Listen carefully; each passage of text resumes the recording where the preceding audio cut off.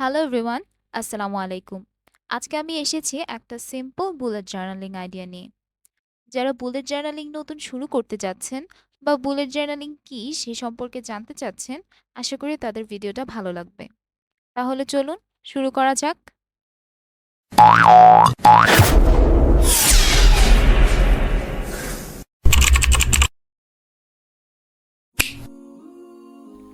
Bullet journaling শুরু হয়েছিল নিজের ফিউচার গোলস, প্ল্যানস এগুলি অর্গানাইজ করে রাখার জন্য। কিন্তু এখন অনেকেই নিজের এক্সপেরিয়েন্স বা ভিন্ন কোনো টপিকের উপর বুলেট জার্নালিং করে থাকেন। আমি আজকে আমার পড়ালেখা বিষয়ক একটা টপিক নিয়ে বুলেট জার্নালিং করব এবং আইডিয়াটা খুবই সিম্পল হবে।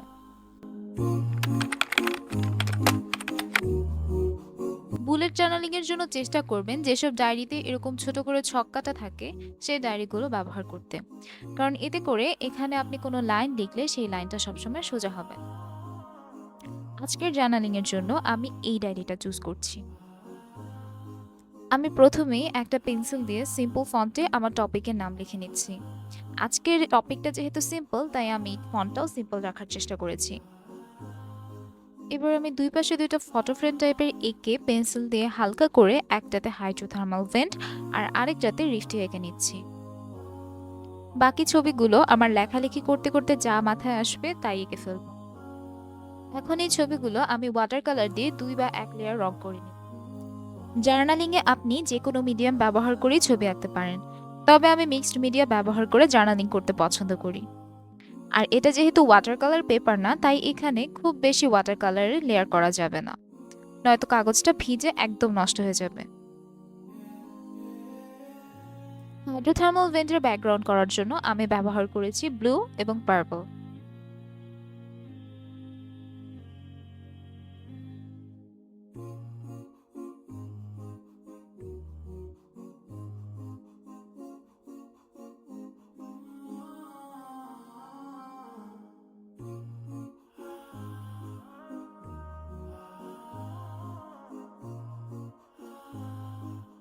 এবার আমি কফি কালার ব্যবহার করে সি ফ্লোরের অংশটুকু করে নিচ্ছি।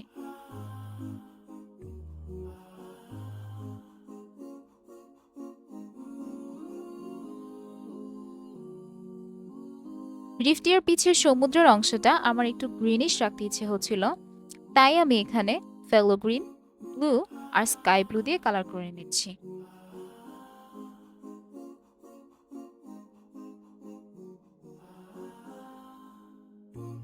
সি বেডের জন্য আমি ব্যবহার করেছি বার্ন্ট অরেঞ্জ আর কফি। এবার আমি একটা রেড জেল পেন দিয়ে আমার টাইটেলটা সুন্দর করে লিখে নেব।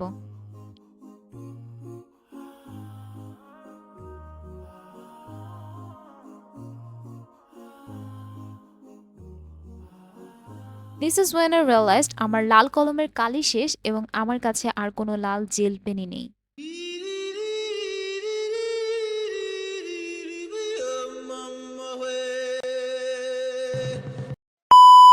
যাই হোক, খুঁজে টুজে একটা লাল বল পেন পেলাম, কিন্তু এটার কালারটা জেল পেনের থেকে অনেকটাই গাঢ় ছিল।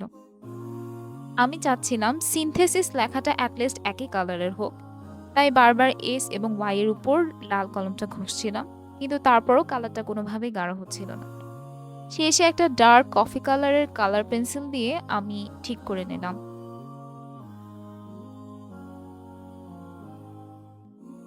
And that's how I fixed it. এরপর আমি একটা গোলাপি বল পেন দিয়ে মেইন বিক্রিয়াটা বড় করে লিখে নিয়েছিলাম, কিন্তু এরপর আমার মনে হচ্ছিল এটা নীল ব্যাকগ্রাউন্ডের সাথে দেখতে একদমই ভালো লাগছে না, তাই একটা নীল জেল পেন দিয়ে আমি এই লেখাটা আবার কভার করে ফেলি। এরপর আরো কিছু লেখালেখি করতে করতে আমার মনে পড়লো আমার আসলে একটা রেড জেল পেন আছে যেটার কালার আগেরটার সাথে ম্যাচ করে। যাই হোক, এরপর আমার মনে হলো কেমোসিনথেসিস প্রসেসে যেহেতু কেমোসিনথেটিক ব্যাকটেরিয়ার কথা চলেই আসে, তাই দুইটা কিউট কিউট ব্যাকটেরিয়া এঁকে ফেলি। এই জন্য আমি একটা পেরিট্রিকাস আর একটা সেফালোট্রিকাস ব্যাকটেরিয়া এঁকে ফেললাম। জীবাণুগুলো কালার করার জন্য আমি ফেভার ক্যাসেলের হাইলাইটার্স ব্যবহার করছি, আর আমি এখন যে সেটা ব্যবহার করব সেটার নাম হচ্ছে স্মুথ টার্কুইজ। আমি এখন এই বলপেনগুলো ব্যবহার করব। এগুলো লিঙ্কের পেন্টনিক সিরিজের বলপেন। এখানে একটা প্যাকেটে 12 রঙের 12টা বলপেন ছিল।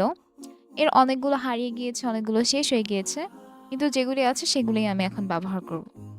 এগুলি দিয়ে ছবি আঁকতে অনেক ভালো লাগে কারণ এর বল পেনের বলটা খুব স্মুথ। বাই দ্য ওয়ে, লেখার জন্য কিন্তু আমি 0.5 এবং 0.05 এই দুই সাইজের কালো কালারের জেল পেন ব্যবহার করেছি। এবার আমি পেন্সিল কালার দিয়ে ছবিটা কালার করে নিচ্ছি। নিচে একটা ওয়াটার কালারের লেয়ার দেয়া থাকলে পেন্সিল কালারটা খুব সহজে এর উপর বসে যায়। আমি সমুদ্রের জন্য যে যে কালারগুলো ব্যবহার করছি সেগুলো হলো ব্লু, স্কাই ব্লু এবং পার্পল। এবার আমি হাইড্রোথার্মাল ভেন্টের ইরাপশন বোঝানোর জন্য একটা হোয়াইট জেল পেন দিয়ে কিছু ছোট ছোট দাগ কেটে নিব এবং ছোট ছোট ডট দেব। ডটগুলো বাবুলকে রিপ্রেজেন্ট করবে।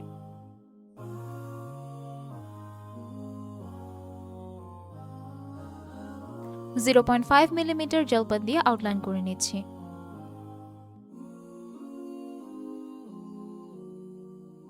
আর হাইড্রোথার্মাল ভেন্টের এরিয়াটা কালার করার জন্য আমি ব্যবহার করছি কফি আর ডাস্টি রোজ।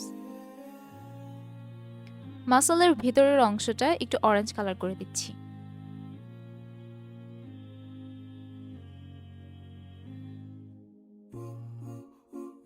মাসল সুগার ইনটেক করছে এটা বোঝানোর জন্য আমি কিছু রেড ডটস দেব। এবার চলছে চিহ্নিতকরণ প্রক্রিয়া।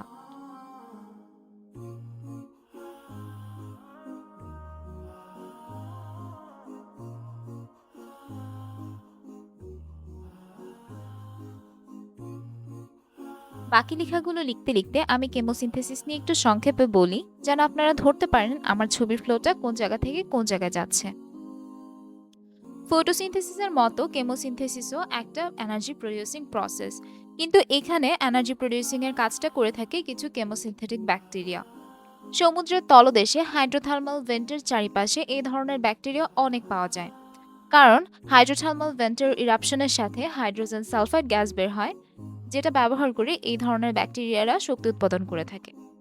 এখান থেকে একটা ইকোসিস্টেমের সৃষ্টি হয়। বিভিন্ন সামুদ্রিক প্রাণী যেমন মাসলস, জায়ান্ট ক্ল্যাম্পস, টিউবওয়ার্মস, তারা এখান থেকে শক্তি গ্রহণ করে। রিফটিয়া নামক এক ধরনের টিউবওয়ার্ম আছে যারা আবার এই ধরনের ব্যাকটেরিয়ার সাথে সিম্বায়োটিক রিলেশনশিপ ফর্ম করে। আমি আজকে এই টপিকটা নিয়ে বুলেট জার্নালিংটা করছি। টিউবওয়ার্মের কথা যেহেতু চলেই আসলো, তাই আমি আমার নোট খাতা দেখে একটা টিউবওয়ার্ম এঁকে নিচ্ছি।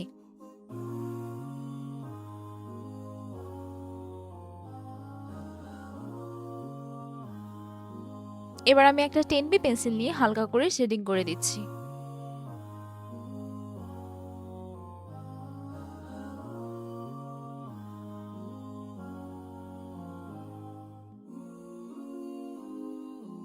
প্রসেস লেখাটা কালার করার জন্য আমি ব্যবহার করছি সফট লাইলাক কালারের হাইলাইটার, আর তার ঠিক নিচে সফট লাইলাক এবং আইস ব্লু কালার ব্যবহার করে এনার্জি প্রডিউসার লেখাটাকে হাইলাইট করে দিচ্ছি।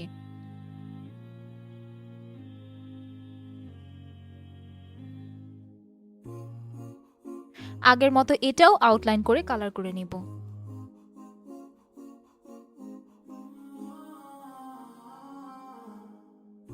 ভেতরের চিকন দাগগুলি কাটার জন্য আমি চিকন জেল পেনটা ব্যবহার করছি। পুরো ছবিটা আঁকার জন্য আমি যখন যে রং ব্যবহার করেছি সেটার নাম আমি স্ক্রিনে দিয়ে দেব।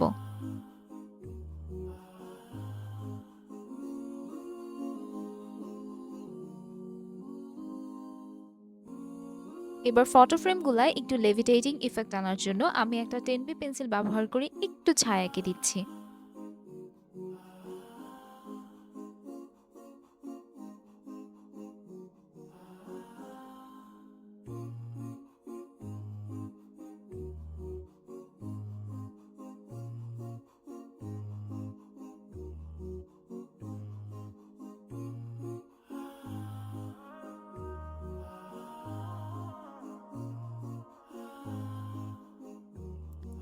যদিও বুলেট জার্নালিং এ সাধারণত সিগনেচার করা হয় না, কিন্তু আমার একটু করতে ইচ্ছে হলো।